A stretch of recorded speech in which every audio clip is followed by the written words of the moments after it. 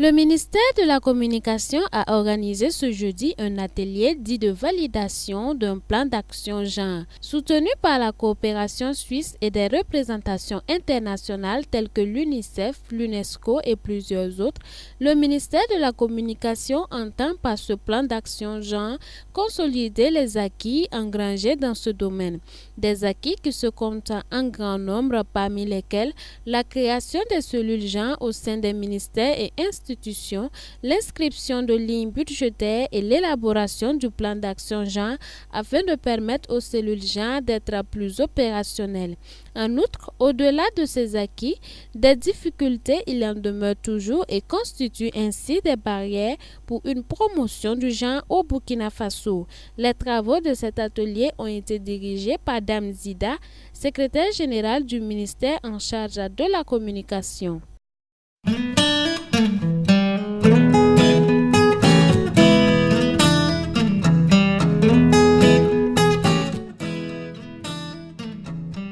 Du haut de ses 52 000 hectares et de ses 2 500 000 habitants, la ville de Ouagadougou est la plus grande commune urbaine du Burkina Faso, donc rencontrant plusieurs difficultés dans son développement. Ce mercredi, le maire de la commune a procédé au lancement d'une étude d'élaboration des plans de développement, laquelle étude sera assurée par 2 cabinets experts du domaine. À partir du PNDS, la commune de Ouagadougou a élaboré son programme de mandat 2016-2021 qui s'intitule Vivre ensemble, livre ensemble, sur lequel nous avons décliné nos priorités pour la ville de Ouagadougou. Il faut maintenant que nous allons dans les arrondissements avec les maires d'arrondissement pour que, et également, au regard des priorités et de la vision qu'on a déclinée pour la ville, ils puissent l'adapter en action concrète sur le terrain. Donc, pour cela, comme vous savez, nos arrondissements ne sont pas suffisamment outillés. Donc, on a fait une consultation et on a recruté des cabinets qui vont les encadrer et les aider à définir ces priorités d'action dans les arrondissements. Et c'est sur la base de ces priorités d'action maintenant que nous allons mettre en œuvre ce plan d'action-là avec des actions concrètes en faveur des populations. L'objectif à court terme, c'est d'aller à l'action. C'est de pouvoir planifier les actions de développement à faire dans nos arrondissements. D'un arrondissement à l'autre, les préoccupations d'une manière globale sont les mêmes, mais d'un arrondissement à l'autre, les priorités changent. Il y a des arrondissements où on a le moins besoin de routes que de caniveaux. Il y a des arrondissements où on a besoin d'infrastructures scolaires. Il y a des arrondissements où on a besoin d'eau, etc. Donc tout cela, ça va être pris en compte dans l'étude qui va être menée avec les maires d'arrondissement et les conseillers municipaux, qui vont impliquer la population parce que nous croyons que la participation citoyenne est un soutien fort pour que les programmes puissent être réussis. Très bientôt, nous allons sortir des projets et nous allons faire un appel au partenariat, comme l'État l'a si bien lancé. Le partenariat public-privé est devenu aujourd'hui une des solutions les mieux indiquées pour le développement de notre pays. En droite ligne avec les axes du plan national de développement économique et social, prenant en compte le volet développement des communes, ce projet sera financé par le budget communal. En outre, un délai de 3 mois d'exécution est donné au cabinet sélectionné à cet effet. Les 12 arrondissements de la commune de Ouagadougou seront passés et repassés au peigne fin en vue de diagnostiquer les difficultés des secteurs et même des quartiers. À la suite de laquelle étude, des mesures seront mises en œuvre pour pallier aux différentes difficultés auxquelles fait face la commune de Ouagadougou.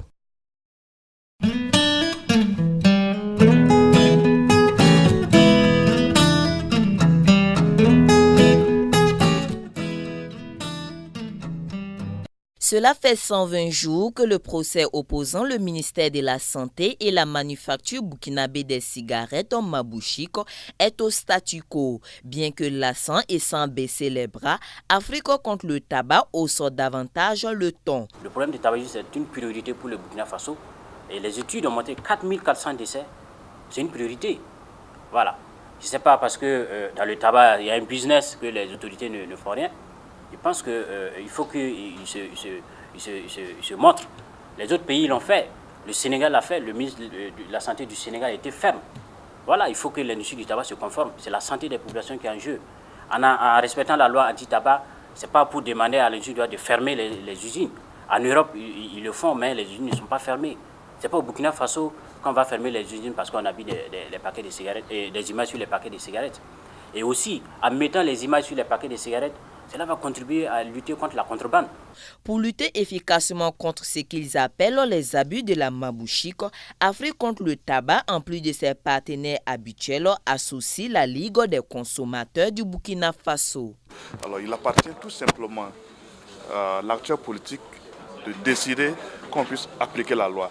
À partir de là, tout le monde sera sauvé.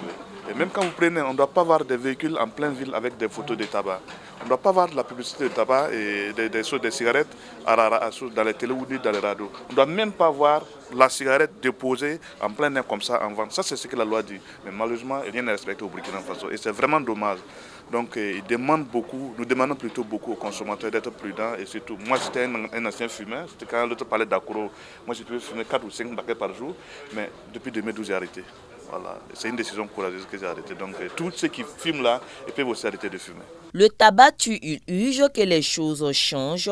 Afrique contre le tabac, à Konta, appelle de ce fait la Cour d'appel de Bobo Dioulasso à accélérer le processus conduisant à statuer sur la question de la saisine du Conseil constitutionnel et au gouvernement de faire appliquer les 5 recommandations de la mission d'information parlementaire qui prend entre autres en compte la réactivation du processus d'adoption du projet de loi portant institution des marquages fiscal, sécuriser des produits de grande consommation, l'organisation d'un appel d'offres international pour la conception d'un système de traçabilité, de suivi propre à l'État du Burkina Faso et l'adoption d'un test réglementaire pour la mise en place d'un fonds pour le financement des activités de lutte contre le tabac.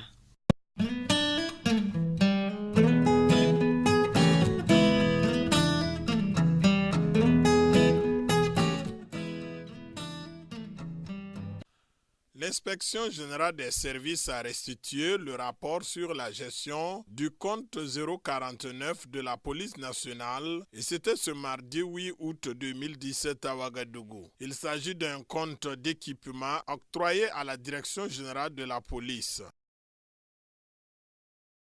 Dans la répartition des ressources allouées à ce fonds d'équipement, c'est quand vous regardez, la plus grande partie est consacrée aux directions centrales et une très faible partie, un peu moins de 15% seulement pour les services déconcentrés et Dieu seul sait qu'ils sont nombreux.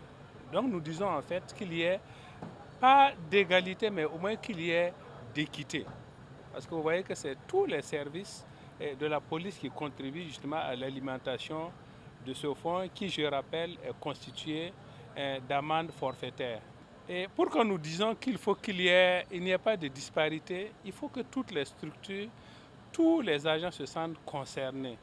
Parce que ça participera même à combattre, j'allais dire, l'incivisme.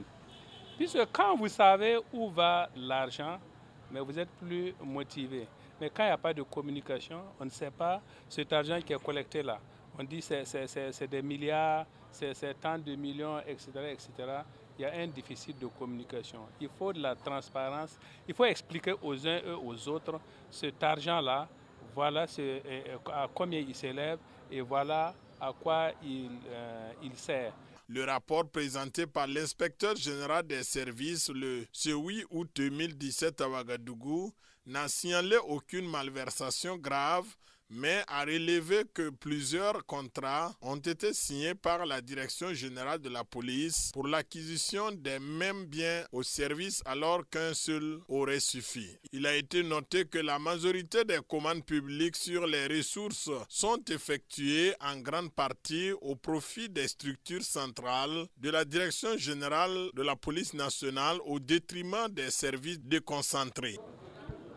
D'abord, permettez-moi de remercier l'inspecteur général et les autres inspecteurs qui ont très rapidement mis en exécution les instructions que je leur ai données de regarder, d'investiguer au niveau de la gestion de compte 49, qui est un compte d'équipement qui permet au niveau de la direction générale de suppléer à un certain nombre d'attentes au regard des missions qui sont multiples au niveau de la police.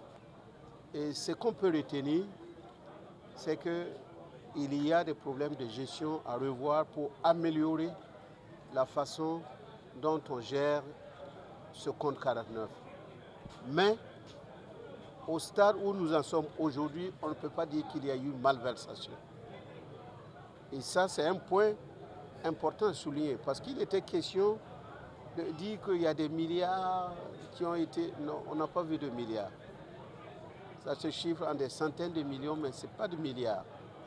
Il n'y a pas eu non plus dissipation des fonds, comme on pouvait le penser.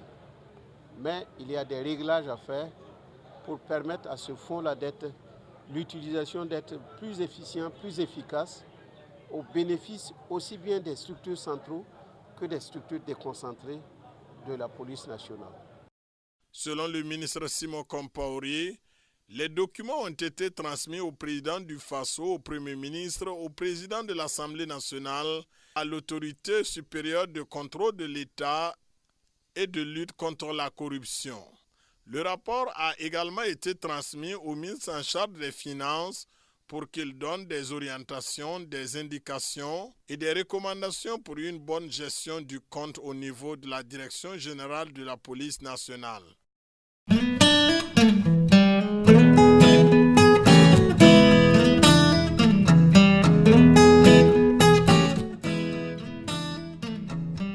Le syndicat autonome des travailleurs de l'information et de la culture de la section des éditions Sidoya a organisé ce vendredi 11 août 2017 à Ouagadougou une journée d'information sur le protocole d'accord qui a été signé le 29 décembre 2016 entre le SYNATIC et le gouvernement du Burkina Faso qui comportait 3 grandes parties. Depuis le 29 décembre, il y a eu un protocole d'accord qui a été signé entre le SYNATIC et le gouvernement du Burkina Faso sous la présidence du Premier ministre. Et la mise en œuvre de ce protocole, il y a une partie qui revenait à la responsabilité des éditions Sidoya. Et pour ce qui est des éditions Sidoya ce jour, je dois dire que l'ensemble des agents des éditions Sidoya bénéficient à ce jour du code vestimentaire. Nous avons effectué les corrections pour le mois de juin pour certains et le mois de juillet pour d'autres. Nous avons également fait les reversements pour l'ensemble du personnel, pour ceux qui bénéficient de cette nouvelle situation-là à leur avantage.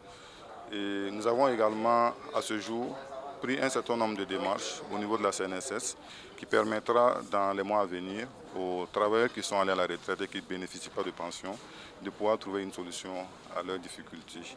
Donc c'est un certain nombre de résolutions qui sont vérifiables actuellement au niveau des éditions Sidoya.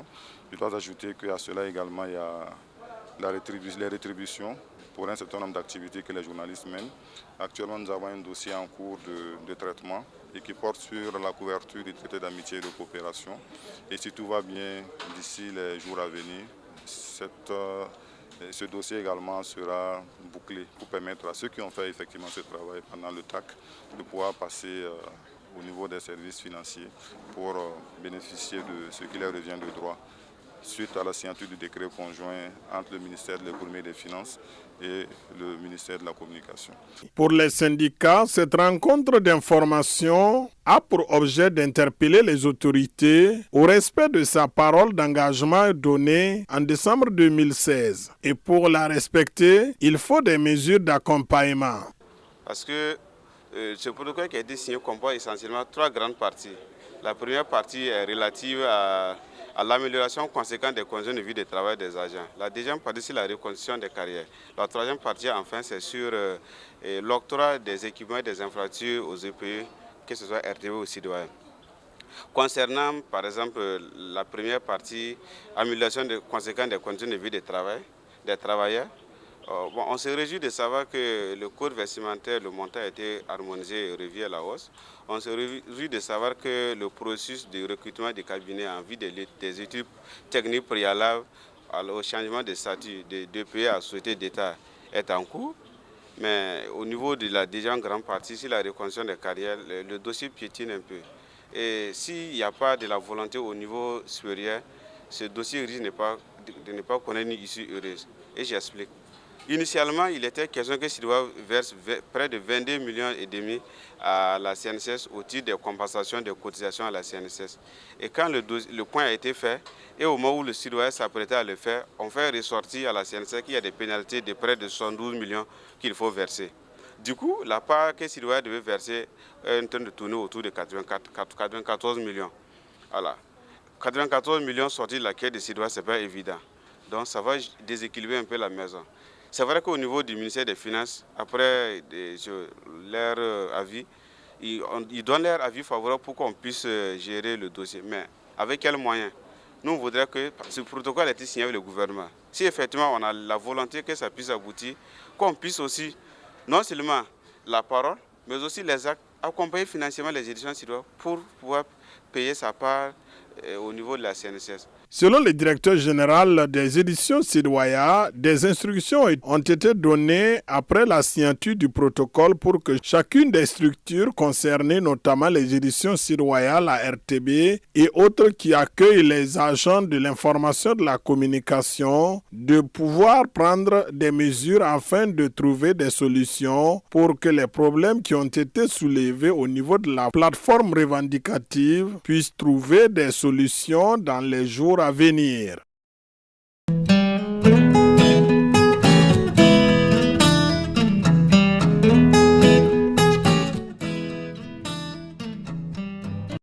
Et si on parlait TNT?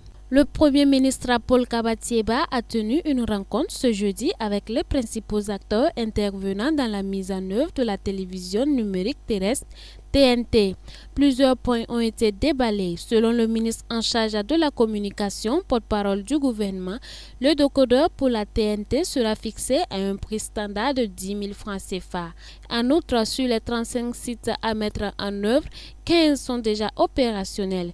Une rencontre assez technique dont le ministre Rémi Fulgence Dandinou fait le point. Nous avons donc, comme il se doit, sous la direction du Premier ministre, eu le comité de pilotage avec la présence de Madame la Présidente du Conseil supérieur de la communication, de l'ARCEP, du ministère du Commerce, du ministère du Développement et de l'économie numérique. Ce sont les différents acteurs donc, de ce comité-là. Nous avons donc arrêté que le prix maximal à ne pas dépasser pour le décodeur standard sera de 10 000 francs CFA. Nous avons également arrêté qu'au plus tard, fin septembre, nous aurons donc une autre rencontre pour fixer le coût des redevances que les différents acteurs devront payer pour être dans les 5 zones prévues par la TNT, à savoir la diffusion nationale, la catégorie A qui est la catégorie qui couvre Ouagadougou, B qui couvre Bobo-Dioulasso, C qui couvre d'autres capitales économiques régionales plus importantes, et puis la dernière D qui couvre notamment Dori, Fadam Gourmand, des zones qui ont des problèmes notamment en termes d'accessibilité et en termes également de marché économique. L'autre aspect important, c'est que nous avons fait le point à la date d'aujourd'hui sur la mise en œuvre des infrastructures de la SBT. Nous avons 35 sites à mettre en œuvre et à la date d'aujourd'hui, donc, il y a 15 sites qui sont entièrement achevés et une dizaine d'autres chiffres qui seront achevés pour le 30 septembre. Ça voudrait dire qu'au lancement prévu pour la date que nous avons donnée du 30 septembre sera en partie respectée parce qu'il va nous rester un certain nombre de sites à finaliser courant octobre. Nous allons donc arrêter la date de lancement officielle de la TNT et cette date-là, donc, nous l'arrêterons une fois que nous aurons, avec les partenaires économiques, à savoir les éditeurs de médias, défini le coût exact de la redevance qu'ils devront payer. Les coûts seront différenciés en fonction de ce que l'on veut comme couverture. Nous avons donc la SBT qui a défini 5 types de couverture. Vous avez une couverture qui est une couverture nationale. Ce seront les éditeurs de services qui vont couvrir l'ensemble du territoire. Nous avons ensuite 4 autres couvertures qui seront des couvertures pour des zones, des régions. Vous savez que nous avons la possibilité d'avoir, en plus de la région de Ouagadougou, 12 autres têtes de réseau. Donc nous avons la possibilité d'avoir 12 régions qui sont totalement interdépendantes les unes des autres, mais qui sont également connectées au niveau national. Et si, par exemple, pour ce qui est des hauts bassins, nous avons un opérateur qui veut émettre uniquement dans les hauts bassins, il y aura un prix qui sera un prix normal. Ça veut dire donc que RTB2 haut bassin appliquera le même tarif, aura le même tarif que cet opérateur-là. Il ne s'agit pas de différencier selon les opérateurs, mais uniquement selon les zones de couverture. Il faut savoir qu'à partir du moment où nous avons la SBT, tous les opérateurs, la RTB qui est le média national, comme les opérateurs privés, BF1, Canal 3, sont traités sur le même pied d'égalité au titre de redevance. Donc il faut travailler à ce que justement les niveaux économiques permettent à ces entreprises-là de pouvoir tenir le coût qu'ils devront payer. Le lancement officiel de la TNT se fera de façon imminente dans le dernier trimestre de cette année 2017, a-t-il ajouté.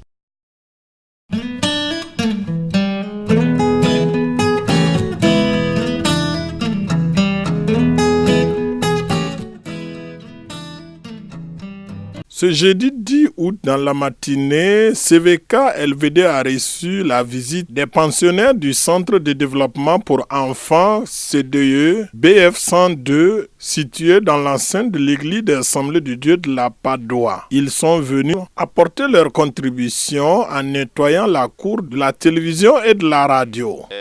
On parle de développement holistique chez nous, voilà, dans tous les 4 domaines de la vie, c'est-à-dire que dans le domaine physique, dans le domaine spirituel, cognitif et socio-émotionnel. Et donc, dans ces domaines-là, nous avons des curricula que nous dispensons. Chaque jeudi, nous dispensons des cours dans ces différents domaines-là, question de permettre à l'enfant de se développer. Mais il y a bien plus d'activités que nous menons. Le domaine de la santé, nous avons une prise en charge des enfants lorsqu'ils sont malades. Voilà, nous avons une prise en charge des enfants. Nous pensons qu'il serait bien que nous menions des activités qui vont aider à perpétuer cette œuvre humanitaire. Et que permettre aux enfants de savoir qu'ils ne sont pas là juste pour bénéficier, mais qu'ils peuvent aussi apporter. Voilà, c'est dans ce sens-là que nous sommes là réellement, c'est pour inculquer cette mentalité de pouvoir aider autrui. Voilà, et non pas seulement de bénéficier chaque fois de l'aide venant d'une tierce personne. Un geste salué par les responsables de la radio et de la télévision CVK LVD, qui est aussi un modèle que d'autres personnes ou d'autres structures, en ce qui le concerne, peuvent faire quelque chose pour la bonne marche, non seulement de la radio et de la télévision au service de l'évangélisation et du développement, mais aussi du bien-être des familles.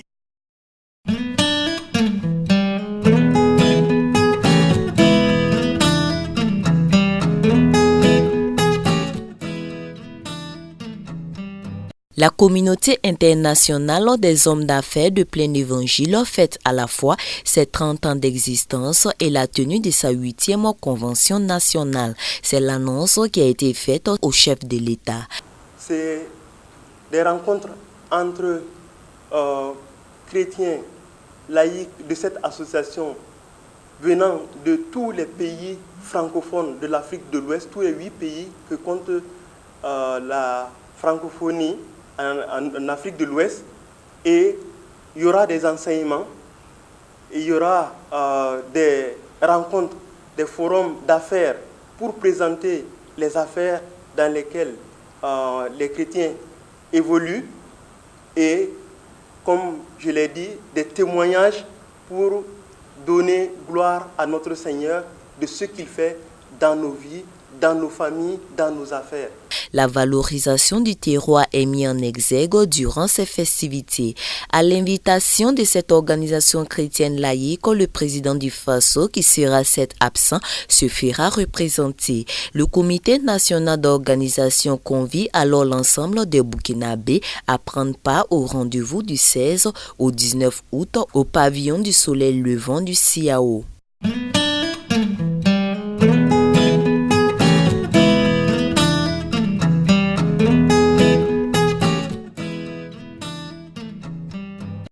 Deux nouveaux-nés dits prématurés ont désormais la vie sauve grâce à ces couveuses. À ces couveuses s'ajoutent 5 boîtes césariennes, 10 boîtes d'accouchement, 2 brancards, un aspirateur chirurgical, 50 cartons de savon, 5 balles de serpillère et 25 matelas. Ce sont là des dons de la Chambre de commerce et d'industrie du Burkina Faso à l'hôpital Yalgado Ouedraogo. La Chambre de commerce et l'industrie, les gélies consulaires ont trouvé la nécessité de venir à l'hôpital Yalagado, qui est notre maison commune, et puis faire un geste quand même,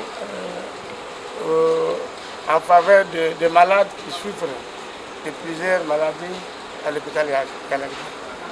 Vous savez qu'aucune personne ne peut dire qu'il n'a pas un malade à l'hôpital Yalagado.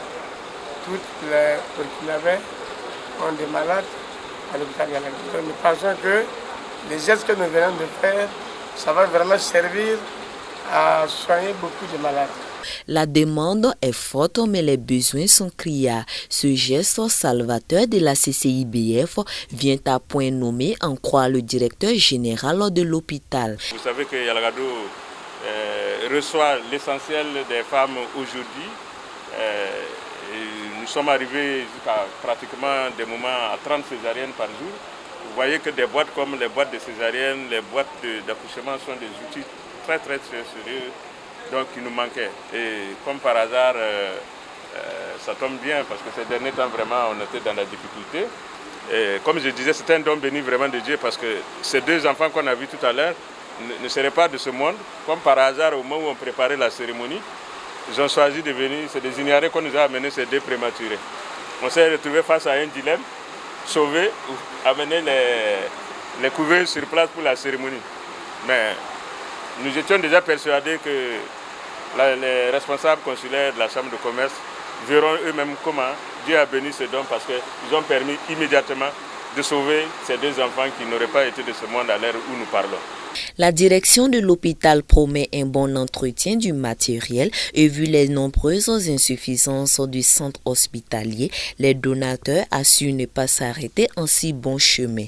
La valeur des dons est estimée à 30 millions de francs CFA.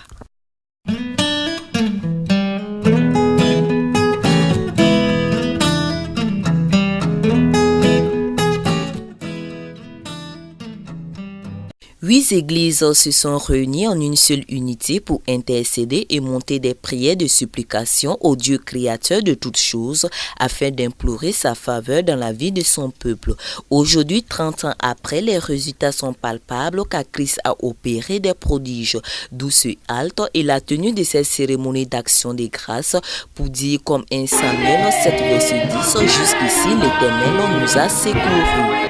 Yate yumpita la tonne sarsida na yalage la fitenga bika wapasi ne dedam tere dagana na wondo tataba le yo yela ya ma tonne segra taba nyokal se tenga nyinga nyokal sega wendo tanyinga nyokal sega tenga meng la fi nyinga ton ko juga meng principala yar pousser. L'œuvre est grande, mais il y a peu d'ouvriers. L'Union des groupes d'intercession du Burkina convie le peuple de Dieu à l'action.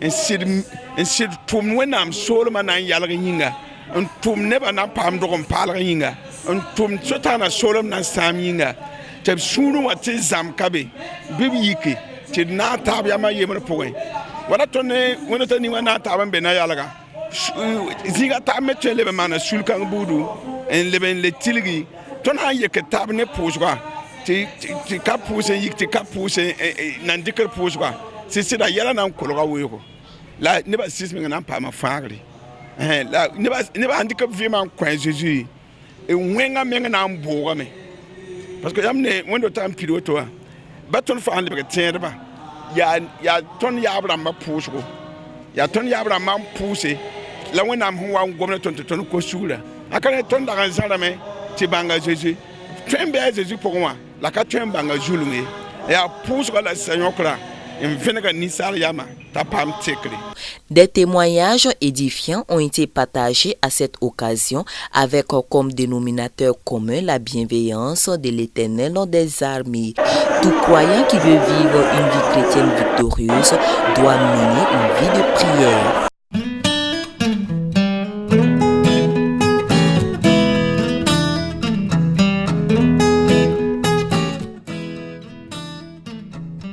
La batterie,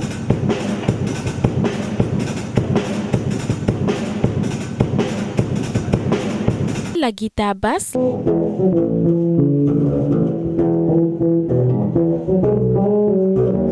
la guitare solo,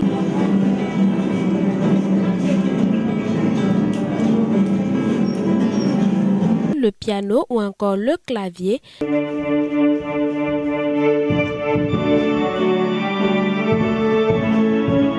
La technique vocale, ils en font la formation depuis environ 3 semaines et c'est l'association évangélique pour la formation artistique et culturelle qui en est l'auteur depuis l'année 2006. Ils sont de tous âges confondus, mais chacun avec son désir d'apprendre l'instrument de musique qui le fascine. Prendre la batterie pour louer Dieu, pour faire beaucoup de choses et puis être une bonne personne. Et puis peut-être quand j'irai à l'extérieur, je vais bien taper pour louer Dieu. Le piano, c'est un instrument que j'ai beaucoup aimé. Et déjà à l'église, je commence à jouer un peu. Et cette année, j'ai décidé de venir encore acquérir un peu de compétences là-dessus. Voilà. Et je peux dire que jusqu'à présent, la formation se passe très bien. De jeunes formateurs assurent les séances d'apprentissage parfois difficiles selon le niveau de compréhension ou même la volonté de l'apprenant. Pour dire, la formation n'est pas compliquée et l'assimilation non plus. Tout dépend de l'enfant, de sa vocation, si vraiment il a à cœur d'apprendre. Je trouve même que le mois est carrément suffisant pour qu'une fois retourné, il puisse jouer, accompagner les chants. Ce n'est pas quelque chose de compliqué. Tout dépend de la vocation de la personne, du pourquoi qu'il est là. Il y a des gens qui viennent ici, bon, ils ne veulent pas recopier, il y a tout ça. Mais d'autres viennent, ils apprennent et c'est avec eux que nous on évolue et on va jouer avec eux pour la clôture. Grâce à Dieu pour tout ce qu'il a fait, ça se passe très bien. C'est pas facile, mais surtout avec les enfants, la première classe, il faut être patient. Voilà, il faut les suivre. Pas à pas, bout à bout, pour qu'ils puissent arriver à bien faire quelque chose. Sinon, actuellement, ça va. Les enfants y arrivent à apprendre à bien jouer et c'est très bien, ça se passe très bien, pas de problème chez nous aussi. Ceux qui sont venus n'avaient aucune notion de la guitare, mais je vois actuellement qu'ils se débrouillent très bien. Ils ont la rage même de la guitare, d'apprendre l'instrument pour la gloire de Dieu. Je vois que par la grâce de Dieu, ça va. Selon les organisateurs, c'est une école qui forme des artistes musiciens chrétiens. Former les musiciens capables de bien jouer à l'église pour la gloire de Dieu. Et aussi ceux qui veulent se perfectionner dans la musique, nous les prenons.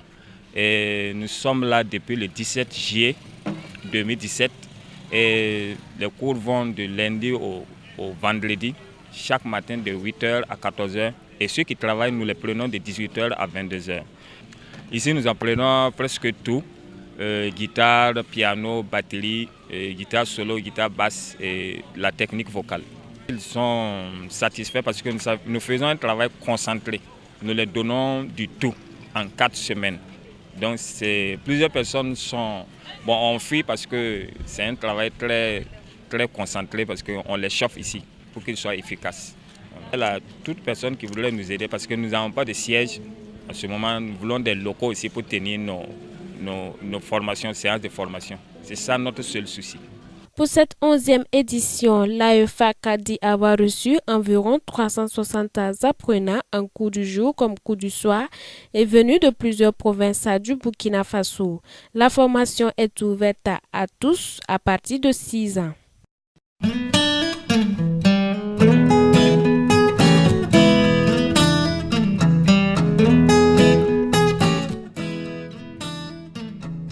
Tu as gardé la parole et la persévérance en moi, je te garderai aussi.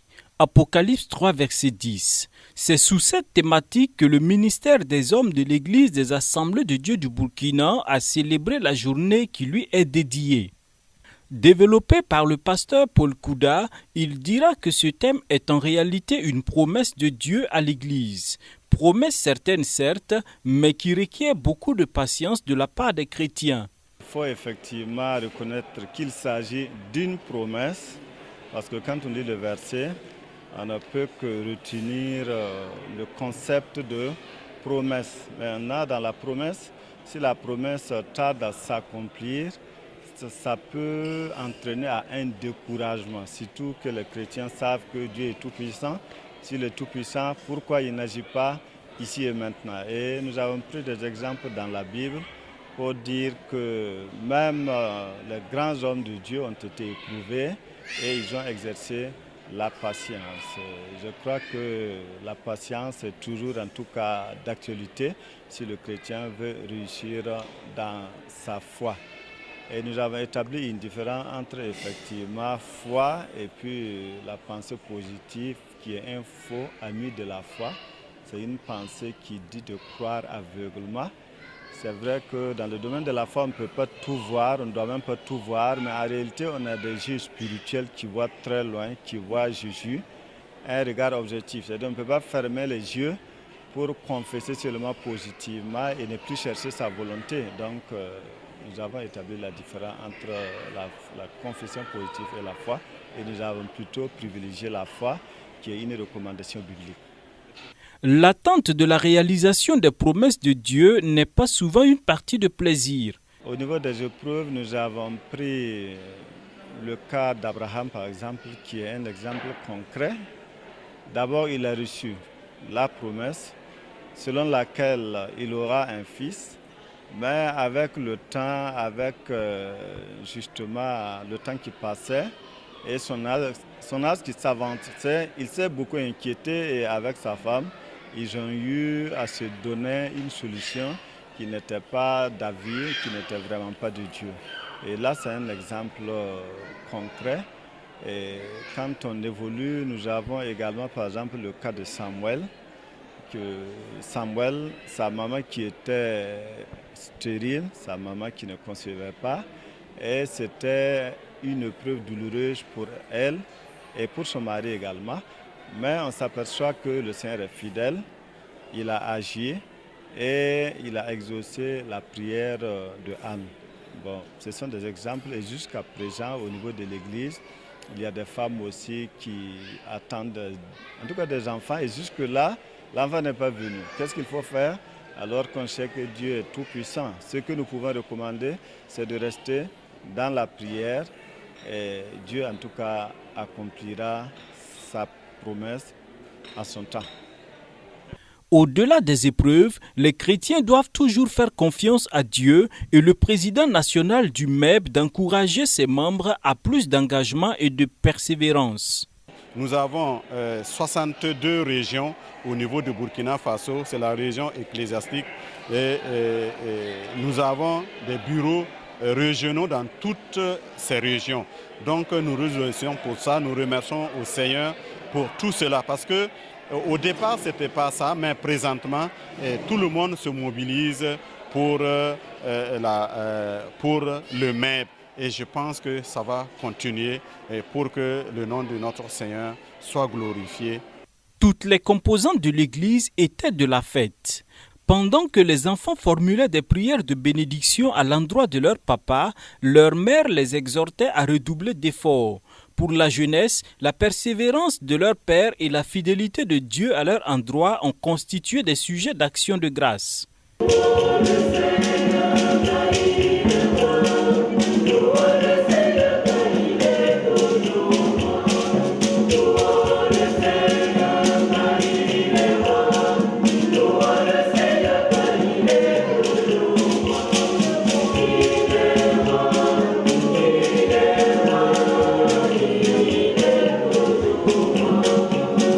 C'est en toute convivialité que la 16e journée du MEB a pris fin à l'église des Assemblées de Dieu de la zone pilote.